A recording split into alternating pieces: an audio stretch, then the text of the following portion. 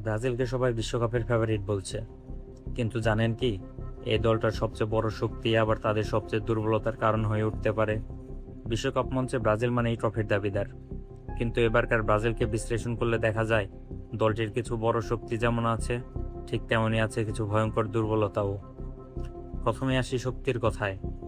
Vinicius Junior, Raphinha, Neymar, Endrick আক্রমণ ভাগে তারকাদের সরাসরি এক মুহূর্তের জাদুতে এই ম্যাচের চিত্র বদলে দিতে পারে তারা। মিডফিল্ডেও রয়েছে অভিজ্ঞতা আর সৃজনশীলতার মিশ্রণ।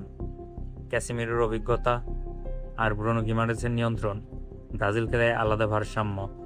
আর গোলপোস্টে যদি থাকেন অ্যালিসন, তাহলে প্রতিপক্ষের জন্য গোল করা কখনোই সহজ নয়।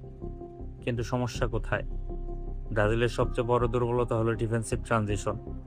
আক্রমণে বেশি খেলোয়াড় উঠে গেলে কাউন্টার অ্যাটাকে তারা প্রায় বিপদে পড়ে। দ্বিতীয়ত, দলের অনেক খেলোয়াড় ব্যক্তিগতভাবে বিশ্বমানের হলেও বড় নকআউট ম্যাচে সবাই একসাথে পারফর্ম করতে পারে না। আর তৃতীয় সমস্যাটি হচ্ছে চাপ। 2002 সালের পর প্রতিটি বিশ্বকাপেই কোনো না কোনো বড় ম্যাচে চাপের কাছে হার মেনেছে ব্রাজিল।